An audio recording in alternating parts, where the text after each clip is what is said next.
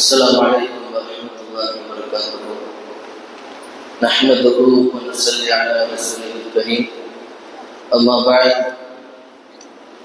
فقد قال الله تعالى في القرآن العظيم والفرقان المجيد بعد أعوذ بالله من الشيطان الرجيم بسم الله الرحمن الرحيم.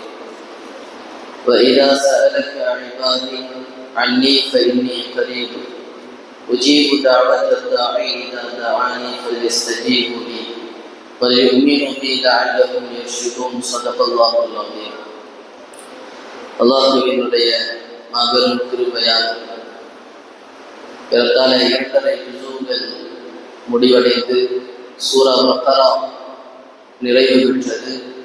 கடைசி 2 ரக்காத்தில் ஆல இம்ரானின் குடும்பத்தார்கள் என்கிற பெயரிலே ஒரு அத்தியாயம் தொடங்கப்பட்டிருக்கிறது. இன்றைக்கு ஓதப்பட்ட பல்வேறு வசனங்களில் ஒரே ஒரு வசனம் தராவீஹின் சிந்தனையாய் நாம் எடுத்துக்கொள்கிறோம். இன்னைக்கு தொழுகையில ஓதப்பட்ட பல்வேறு வசனங்கள்ல நிறைய சட்டங்களை அல்லாஹ் சொன்னார். தலாக்கினுடைய சட்டங்கள், வட்டியினுடைய சட்டங்கள், இது மாதிரியான நிறைய சட்டங்கள் தொழுகையிலே வந்தது. முதல் 2 ரக்காத்திலேயும் அல்லாஹ் தஆலா நோன்பினுடைய விஷயத்தையும் நோன்பு குறித்து சில செய்திகள் சட்டங்களை அல்லாஹ் தஆலா முதல் 2 ரக்காத்திலே ஓதப்பட்டுச்சு. ஆனா அந்த நோன்பினுடைய விஷயங்கள் அல்லாஹ் தஆலா சொல்லிட்டு வர்றப்ப அந்த வசனங்களுக்கு சம்பந்தமே இல்லாமல் ஒரு வசனத்தை அல்லாஹ் தஆலா உள்ளே நுழைத்தான். அல்லாஹ் தஆலா தொடர்ந்து 3 வசனங்கள், தொடர்ந்து 4 வசனங்கள்ல அல்லாஹ் தஆலா நோன்பு விஷயமா சொல்லுவான். அதுல 3வது வசனத்துக்கு பிறகு அந்த நோன்பிற்கும் அதற்கும் சம்பந்தம் இல்லாத ஒரு வசனத்தை அல்லாஹ் தஆலா நுழைவான். இப்ப அந்த வசனத்தை நம்ம சிந்தனையா எடுத்துக்கணும். அந்த வசனம் வைதா சஅலக இபாதி அன்னி ஃபஇன்னி கரீப், என்னை பற்றி உங்களிடத்திலே என்னுடைய அடியார்கள் கேட்டால் ஃபஇன்னி கரீப், நான் உங்களுக்கு சமீபமாக இருக்கிறேன் என்று சொல்லுங்கள். என்னை அவன் அழைத்தால் நான் அவனுக்கு பதில் தருகிறேன். இதுதான் அந்த வசனம். இப்ப இந்த வசனத்துல அல்லாஹ் தஆலா முதல் வார்த்தையாக என்ன சொல்றான்?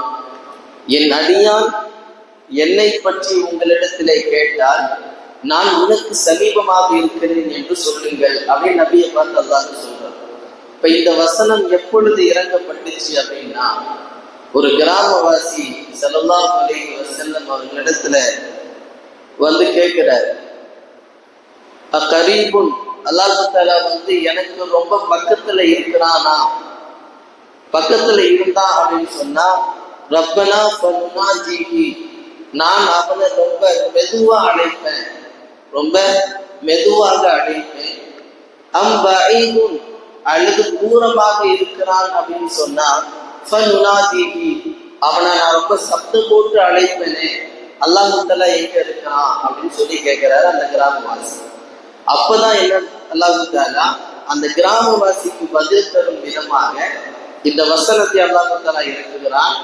என் அடியான் உங்களை பற்றி கேட்டால் உங்களுக்கு மிகவும் நெருக்கமாக இருக்கிறேன் என்று நீங்கள் சொல்லுங்கள் அப்படின்னு அல்லாஹ் தஆலா இந்த வசனத்தை இறக்கினார். வேறொரு தஃசீர்ல, இன்னொரு விளக்கத்துல இந்த ஒரு நிகழ்வு எழுதுறாங்க. சஹாபாக்கள் ஸல்லல்லாஹு அலைஹி வஸல்லம் அவங்க எல்லாம் கைபர் போர் முடிச்சிட்டு போறப்ப அது மலையடிவாரமாக இருந்ததால் கொஞ்சம் மேட்ல ஏறுறாங்க, கொஞ்சம் கீழே இறங்குறாங்க. அப்படி மேட்ல ஏறுறப்பையும் கீழே இறங்குறப்பையும் அல்லாஹ் அக்பர் அல்லாஹ் அக்பர் அப்படின்னு சத்தம் போட்டுட்டே போறாங்க, ஏறுறாங்க, கீழே இறங்குறாங்க. அப்ப ஸல்லல்லாஹு அலைஹி வஸல்லம் சொன்னாங்க, யா அய்யுஹன் நாஸ், இந்த ஹதீஸை அறிவிக்கிறவங்க அபூ மூஸா அஷ்அரி ரலியல்லாஹு அன்ஹு. இப்ப ஸல்லல்லாஹு அலைஹி வஸல்லம் சொன்னாங்க, யா அய்யுஹன் நாஸ் இர்துஹு அலா அன்ஃபுசிக்கும், உங்களை நீங்களே கட்டுப்படுத்திக் கொள்ளுங்கள். நீங்க வேகப்படாதீங்க, கட்டுப்படுத்தீங்க. ஃபைனக்கும் லா ததுஊன அஸம்முன் வலா காயிபன், நீங்க காது கேட்காதவனையும் கண்ணு தெரியாதவனையும் நீங்க அழைக்கல.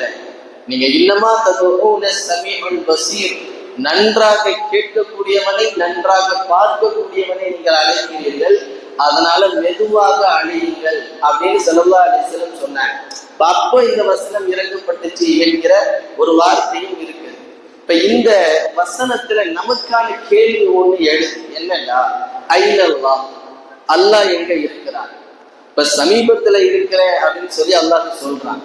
இப்ப இங்க ஸல்லல்லாஹு அலைஹி வஸல்லம் நீங்க ரொம்ப சப்தம் போட்டு அழிக்காதீங்க, நீங்க மெதுவாகவே கூப்பிடுங்க, அவன் நல்லா கேட்பான் நல்லா பார்ப்பான் அப்படின்னு ஸல்லல்லாஹு அலைஹி வஸல்லம் சொல்றாங்க. இப்ப நமக்கான கேள்வி என்னன்னா ஐனல்லாஹ், அல்லாஹ் எங்க இருக்கிறான், இந்த கேள்விதான். இப்ப இந்த கேள்வி என்பது நம்மளுடைய அகீதா இருக்குல்ல, கொள்கை இருக்குல்ல, இஸ்லாமிய கொள்கை, இந்த கொள்கையினுடைய அடிப்படையில இது ஒரு தவறான கேள்வி. ஐனல்லாஹ் என்கிற கேள்வி மார்க்க அறிஞர்கள் எழுதுறாங்க, அல்லாஹ் எங்கே இருக்கிறான் என்கிற கேள்வியே தவறானது. இப்ப யாராச்சும் ஒருத்தவங்க உங்கள்கிட்ட கேட்கிறாங்க அல்லாஹ் எங்க இருக்கிறான்னு சொல்லுப்பா அப்படின்னு சொன்னா, ஒரு முஸ்லீம் கேட்கிறார் அப்படின்னு சொன்னா தவறு, மார்க்க அடிப்படையில அது தவறு, அப்படி கேட்கக்கூடாது. அகீதாவுக்கு மாற்றமானது. வேறொரு சகோதர சமயத்தை சேர்ந்தவர்கள் கேட்கிறாங்க அல்லாஹ் எங்க இருக்கிறாங்க அப்படின்னு சொல்லி. இப்ப அவங்களுக்கு நம்ம பதில் தரணும்ல, அதற்கான சில விஷயங்களை விளக்கங்களை நம்ம பார்க்கணும். ஐனல்லாஹ், அல்லாஹ் எங்க இருக்கிறாங்க. இப்ப நம்மளுடைய சுன்னத்துல் ஜமாஅத்தினுடைய அகீதாவின் அடிப்படையில மார்க்க அறிஞர்கள் எழுதுறாங்க, இன்னல்லாஹ தஆலா முஸ்தவா அலா அர்ஷிஹி. பல கிதாபுகள் பார்த்து, பல ஹதீஸ்களை, பல பயான்களை பார்த்து அதுக்கப்புறம் தான் நமக்கு ஒரு தெளிவு கிடைச்சிச்சு. ஏன்னா இது கொள்கை சம்பந்தமான விஷயம் என்பதால் இதுல நம்ம தெரியாம இந்த விஷயத்துல தவறு இழைத்துக் கொண்டிருக்கிறோம் என்பதால் இந்த விஷயத்த நான் சொல்றேன். ஐனல்லாஹ், அல்லாஹ் எங்க இருக்கிறான். நம்மளுடைய சுன்னத்துல் ஜமாஅத்தினுடைய அகீதாவின் அடிப்படையில இன்னல்லாஹ தஆலா முஸ்தவா அலா அர்ஷிஹி, அல்லாஹ் தஆலா அவனுடைய அரிசின் மேலே இருக்கிறான். வ அர்ஷுஹு ஃபௌக ஸமாஇஹி, அவனுடைய அரிசி எங்க இருக்குதுன்னா வானத்துக்கு மேல இருக்குது. ஸல்லல்லாஹு தஆலா ஃபௌக குல்லி ஷைஇன், அல்லாஹ் தஆலா அத்தனை வஸ்துக்களின் சூழ்ந்தவனாக இருக்கிறான், அத்தனை வஸ்துக்களின் மேலே இருக்கிறான், சூழ்ந்தவனாக இருக்கிறான். இது நம்மளுடைய கொள்கையின் அடிப்படை. இப்ப அல்லாஹ்வினுடைய அரிசிக்கு மேலே அவன் இருக்கிறான், அரிசிக்கு கீழே அத்தனை இருக்குது அப்படின்னு சுன்னத்துல் ஜமாஅத்துடைய கொள்கை சொல்கிறது. இப்ப அல்லாஹ்வினுடைய அரிசி எப்படி இருக்கு, அல்லாஹ்வுடைய அரிசியுடைய அளவுகோல் என்ன? சொல்ல போனா இன்றைக்கு இருக்கிற அறிவியல் முதல் வானம், அந்த முதல் வானத்தை கூட இன்னும் நம்ம தொடல. நம்ம பார்ப்பது முதல் வானம் என்று நாம் நினைத்துக் கொண்டிருக்கிறோம். ஆனால் நம்மை சூழ்ந்து இருக்கக்கூடியது மேகங்கள், அதுக்கு மேல குழுவா தெரியுது, அது ஒரு மேல வானம் அப்படின்னு வச்சாலும் இன்றைக்கு இருக்கிற அறிவியல் அந்த வானத்தை இன்னும் தொடல. அந்த வானத்துக்குள்ள இருப்பதுதான் சூரியன். பூமியை விடவும் பன்மடங்கு பெருசு சூரியன், அந்த சூரியனை விடவும் பன்மடங்கு பெருசு நட்சத்திரம். அப்படி கோடிக்கணக்கான நட்சத்திரங்கள் இருக்கிறது. அந்த கோடிக்கணக்கான நட்சத்திரங்களையும் சூழ்ந்தது கேலக்சி அப்படின்னு சொல்லுவோம், மில்கிவே அப்படின்னு சொல்லுவோம். அந்த மில்கிவேக்கு பக்கத்துல இருக்கிறது ஆண்ட்ரோமீடா அப்படின்னு சொல்லுவோம். இப்படி பல விஷயங்கள் இருக்குது இல்ல. இந்த எல்லா விஷயமும் சேர்ந்ததான் ஒரு மில்கிவேனுடைய அந்த வட்டம், ஒரு மில்கிவே கேலக்சியினுடைய அளவுகோல் எவ்வளவு அப்படின்னா 1.5 லட்சத்துல இருந்து 2 லட்சம் ஒளி ஆண்டுகள் அவ்வளவு தூரம் போகணும். ஒரு 2 லட்சம் ஒளி ஆண்டு தூரம் இருந்தால்தான் ஒரு மில்கிவேவை கடக்க முடியும் என்கிறது இன்றைக்கு இருக்கிற அறிவியல். இப்ப இவ்வளவு பெரிய அண்டம் சராசரம் என்று நம்ம சொல்லுவோம். இது எல்லாமே எங்க இருக்குதுன்னா முதல் வானத்துல இருக்கு, ஆனா அந்த முதல் வானத்தை இன்னும் நம்ம தொடல. ஸல்லல்லாஹு அலைஹி வஸல்லம் சொன்னாங்க, ஒரு மனிதர் முதல் வானத்துக்கு போகணும்னா 500 ஆண்டுகள் அவர் கடந்து போகணும். 500 ஆண்டுகள் அவர் பயணித்தால் தான் முதல் வானத்தை தொட முடியும். அந்த 500 ஆண்டுகள் பயணிக்கிறத ஸல்லல்லாஹு அலைஹி வஸல்லம் எதுல பயணிக்கணும்னு சொல்லல. பயணிக்கணும்னு சொல்றாங்க, எதுல பயணிக்க முடியும்? ராக்கெட்ல பயணிக்கிறதா அல்லது ஒளியின் வேகத்துல ஒருத்தர் பயணிச்சா போய் சேர முடியுமா? அது சொல்லல ஸல்லல்லாஹு அலைஹி வஸல்லம். ஆனா 500 ஆண்டுகள் பயணித்தால் நீங்கள் முதல் வானத்தை தொடுவீர்கள் அப்படின்னு ஸல்லல்லாஹு அலைஹி வஸல்லம் சொன்னாங்க. ஆனா இன்றைக்கு இருக்கிற அறிவியல் அந்த முதல் வானத்து வரைக்கும் இன்னும் போகல. ஆனால் நம்ம சொல்லக்கூடிய அந்த பூமி, சந்திரன், நிலவு, நட்சத்திரம், கோடிக்கணக்கான மில்கிவே கேலக்சி எல்லாமே அந்த முதல் வானத்துக்குள்ள இருக்கு. இதற்கு அடுத்து 6 வானங்கள் இருக்கு. இது எல்லாமே சேர்ந்ததுதான் அரிசிக்கு கீழே இருக்கு. இது எல்லாமே அரிசிக்கு கீழே. இன்னும் உதாரணத்துக்கு சொல்லணும் அப்படின்னு சொன்னா, யாரையாச்சும் ஒரு ஆள் உதாரணத்துக்கு எடுத்துக்கலாம். இப்ப என்னை எடுத்துக்கலேன், நான் இருக்கிறேன் உள்பள்ளியில, நான் இருக்கிறேன் வெளிப்பள்ளியில இருந்து ஒருத்தர் அசர்த்து எங்க இருக்கிறாங்கன்னு சொல்லி கேட்கிறாங்க. ஒருத்தர் சொல்லுவாரு உள் பள்ளியில இருக்கிறாங்க அப்படின்னு சொல்லுவாரு. அதே தெருவுல நின்று ஒருத்தர் கேட்கிறாங்க அது எங்க இருக்கிறாங்க, அவங்க பள்ளிவாசல் இருக்கிறாங்க. இப்ப பள்ளிவாசல் என்பது எனக்குள்ளே அடங்கிவிட்டது. உள்பள்ளியில இருக்கிறேன், உள்பள்ளியில ஏதாவது ஒரு மூலையில உட்கார்ந்து இருப்பேன், வெளிப்பள்ளியில கேட்டா உள்பள்ளியில இருக்கிறான்னு சொல்லுவாங்க. இதே தெருவுல நின்று கேட்டா பள்ளிவாசல் இருக்கிறாங்க அப்படின்னு சொல்லுவாங்க. இதுவே ஒருத்தர் மாயாவரத்துல இருந்து கேட்கிறாரு அது எங்க இருக்கிறாங்க, அவங்க திருமங்கலத்துல இருக்கிறாங்க. திருமங்கலம் என்பது எனக்குள்ள இப்ப அடங்கிடுச்சு. இதுவே ஒருத்தவர் காரைக்கால்ல இருந்து கேட்கிறாரு எங்க இருக்கிறாங்க, அவங்க மாயாவரத்துல இருக்கிறாங்க. இப்ப மாயாவரம் என்பது எனக்குள்ள அடங்கிடுச்சு, எனக்குள்ள சுருங்கிடுச்சு. கொஞ்சம் நல்ல வேலை கொண்டு எனக்குள்ள சுருங்கிடுச்சு.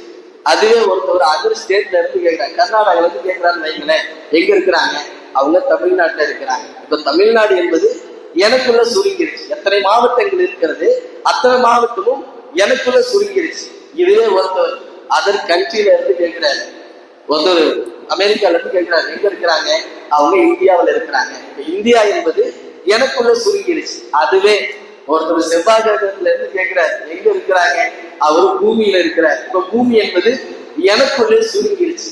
இப்படியே கொஞ்சம் கொஞ்சம் கொஞ்சமாக சுருங்கி சுருங்கி சுருங்கி 7 வானம் 7 பூமி சந்திரன் சூரியன் நட்சத்திரம் அத்தனையும் எதுக்குள்ள சுருங்கிருச்சுன்னா அல்லாஹ்வுடைய அரிசிக்குள்ள சுருங்கிருச்சு. இப்ப அரிசியுடைய அளவு நமக்கு தெரியும். அல்லாஹ்வுடைய அரிசி 7 வானத்தையும் உள்ளடக்கியது, 7 பூமியையும் உள்ளடக்கியது. அந்த 7 வானத்துக்குள்ள என்னென்ன இருக்குதோ அத்தனையும் உள்ளடக்கியதுதான் அல்லாஹ்வுடைய அரிசி. இப்ப அல்லாஹ் எங்க இருக்கிறான், அரிசிக்கு மேல இருக்கிறான். இப்ப அரிசிக்கு மேல இருக்கக்கூடிய அல்லாஹ் தஆலா அத்தனையும் சூழ்ந்து இருக்கிறான். இதுதான் நம்மளுடைய கொள்கை. ஐநல்லா என்கிற வார்த்தைக்கு இதுதான் கொள்கை. இப்ப நம்ம சர்வ சாதாரணமாக ஒருத்தர் நம்மகிட்ட கேட்கிறார் அல்லாஹ் எங்க இருக்கிறான்னு சொல்லி கேட்டா தூணிலும் இருக்கிறான் துரும்பிலும் இருக்கிறான் நம்ம சொல்லுவோம். ஆனா அது தவறான வார்த்தை. தூணிலும் இருக்கிறான் துரும்பிலும் இருக்கிறான் என்று சொல்வது தவறான வார்த்தை. இமாம் ஜாஃபர் சாதிக் ரலியல்லாஹு அன்ஹு அழகான ஒரு விளக்கத்தை தருவாங்க. என்னன்னா அனஹு மன் ஸஅம அன்னல்லாஹ ஃபீ ஷைஇன், ஒருத்தர் சொல்றாரு அல்லாஹ் தஆலா இந்த வஸ்துவிலிருந்து இருக்கிறான், அல்லது மின் ஷைஇன் இந்த வஸ்துவில் அல்லாஹ் தஆலா இருக்கிறான், இந்த வஸ்துவில இருந்து இருக்கிறான், இந்த வஸ்துவிற்கு மேல மீதி இருக்கிறான், இந்த வஸ்துவில் இருந்து இருக்கிறான் அப்படின்னு ஒருத்தர் சொன்னார் அப்படின்னா ஃபக்கத் அஷ்ரக, அவர் ஷிர்க் செய்து விட்டார், இணை வைத்து விட்டார் என்று பொருள். ஏன் அப்படி சொல்றாரு அப்படின்னா ஒருத்தர் சொல்றார், ஒருத்தர் வந்து லவ்கான ஃபீ ஷைஇன் இந்த வஸ்துவில் அல்லாஹ் இருக்கிறான் அப்படின்னு சொன்னா லகான மஹ்சூரன், அவர் அந்த அல்லாஹ்விற்கு ஒரு அளவுகோலை நிர்ணயித்து விட்டார் என்று பொருள். உதாரணமா ஒரு சேர் இருக்குது, அந்த சேரில் அல்லாஹ் இருக்கிறான் அப்படின்னா அந்த சேருக்கான அளவுகோல் இவ்வளவுதான், சேருக்கான அளவு இவ்வளவுதான். ஒரு தூண்ல இருக்கிறான்னா அந்த தூணுக்கான அளவு இவ்வளவுதான். இப்ப அந்த தூண்ல இருக்கிற அல்லாஹ்விற்கு அளவு என்ன, அதுவும் அவ்வளவுதான். இப்ப அல்லாஹ்விற்கு அவர் அளவை நிர்ணயித்து விட்டார். அல்லாஹ்விற்கு அளவு நிர்ணயம் என்பது தவறானது, அது ஷிர்கானது. இது ஒரு வஸ்துவில் இருக்கிறான் என்பதற்கு உதாரணம். ஒரு வஸ்துவின் மீது அல்லாஹ் தஆலா இருக்கிறான் என்று ஒருவர் சொன்னார், லகான மஹ்மூலன், அல்லாஹ் தஆலா சுமக்கப்படக்கூடியவனாக ஆகிவிடுகிறான். அரிசிக்கு மேல இருக்கிறான் தான் நம்ம சொல்லுமே தவிர அரிசி மீதி இருக்கிறான்னு சொல்லக்கூடாது. அரிசி என்பது அல்லாஹ்வுடைய சிம்மாசனம். இப்ப சிம்மாசனத்தின் மீது இருக்கிறான் அப்படின்னு சொன்னா உட்கார்ந்து இருக்கிறான் என்றும் பொருள். இப்ப அல்லாஹ்விற்கு ஒரு நிலையை நம்ம கொண்டு வந்தாச்சு. மஹ்மூலன், அல்லாஹ் சுமக்கப்பட்டவனாக ஆகிவிடுகிறான். இந்த வஸ்துவின் மீது அல்லாஹ் தஆலா இருக்கிறான், உட்கார்ந்து இருக்கிறான். இப்ப இந்த வஸ்துவினுடைய தேவை அல்லாஹ்வுக்கு வந்துச்சு, அதனால அது சொல்வது தவறு. இப்ப ஒருத்தர் லவ்கான மின் ஷைஇன் இந்த வஸ்துவில் இருந்து அல்லாஹ் இருக்கிறான் அப்படின்னு சொன்னா லகான முஹ்தஸன், அல்லாஹ் தஆலா படைக்கப்பட்டவனாக மாறி விடுகிறான். ஒரு குழந்தை தாயின் கருவறையில இருந்து வெளியானது அப்படின்னா அந்த குழந்தை புதுசா பிறக்குதுன்னு அர்த்தம். தாயின் கருவறையில இருந்து வெளியானப்ப புதுசாக அது வெளியாகுதுன்னு அர்த்தம். ஒரு வஸ்துவில் இருந்து அல்லாஹ் தஆலா இருக்கிறான் அப்படின்னு சொன்னா அந்த வஸ்து தான் அல்லாஹ்வை படைத்ததாக மாறிவிடும். அதனால எந்த வார்த்தையுமே சரியான வார்த்தை அல்ல, அது தவறானது. அதனால்தான் அல்லாஹ் தஆலா தூணிலும் இருக்கிறான் துரும்பிலும் இருக்கிறான் என்று சொல்வது தவறு. சில விஷயங்களை என்ன சொல்லணும்னா இப்ப எல்லா இடத்திலையும் இப்ப நம்ம அது நல்ல ஆழமா விளங்கணும்னா சில பேர் சொல்லுவாங்க எல்லா இடத்திலையும் அல்லாஹ் இருக்கிறான், கடவுள் எல்லா இடத்துலயும் இருக்காருப்பா அப்படின்னு சொல்லுவாங்க. அது தவறானதுதான். என்ன நம்ம எப்படி சொல்லணும், எல்லா இடத்திலையும் அல்லாஹ் இருக்கிறான் என்று சொல்வது தவறு. ஆனால் எல்லா இடத்திற்கும் அல்லாஹ் தேவை என்று சொல்வது சரியானது. உங்களுக்கு விளங்கு நினைக்கிறேன். எல்லா இடத்திலும் அல்லாஹ் இருக்கிறான் என்று சொல்வது தவறு. ஆனால் எல்லா இடத்திற்கும் அல்லாஹ் தேவை என்று சொல்வதுதான் சரியானது. எல்லா இடத்திலும் அல்லாஹ் இருக்கிறான்னு சொன்னா ஏன் தவறு? இப்ப அந்த இடத்தினுடைய தேவைகள் அல்லாஹுக்கு வந்துருச்சு. இப்ப அந்த இடத்தினுடைய தேவை அல்லாஹுக்கு வந்துருச்சு. ஆனா எல்லா இடத்திற்கும் அல்லாஹ் தேவை என்று சொன்னால் அந்த இடத்திற்கு அல்லாஹ் தேவையானது. ஒரு இடத்த ஒரு ரூம்ல ஒரு இருட்டு, ஒரு இருட்டான ஒரு ரூம்ல ஒரு மெழுகுவர்த்தி கொளுத்தி வைங்களேன். கொளுத்தி வச்சா அதனுடைய பிரகாசம் அந்த ரூம் முழுக்க இருக்கும். ஆனா எரியறது ஒரே ஒரு மெழுகுவர்த்தி தான். அது இருக்கிறது ஒரே ஒரு இடத்துல தான். ஆனா அதனுடைய வெளிச்சங்கள் அந்த ரூம் முழுக்க இருக்கும். இதுதான் அல்லாஹ். அல்லாஹ் இருக்கிறது அவனுடைய தாத் என்னமோ அரிசிக்கு மேல.